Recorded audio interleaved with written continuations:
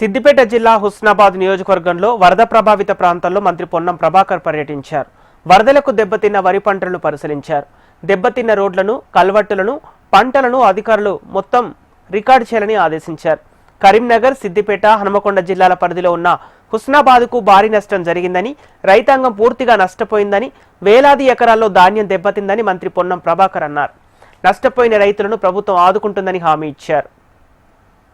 హుస్నాబాద్ నియోజకవర్గము 3 జిల్లాల పరిధిలో సిద్దిపేట, కరీంనగర్, హన్మకొండ పరిధిలో ఉన్నటువంటి ఈ ప్రాంతం పూర్తిగా జలమయమైంది. రైతులకు తీవ్ర నష్టం జరిగింది.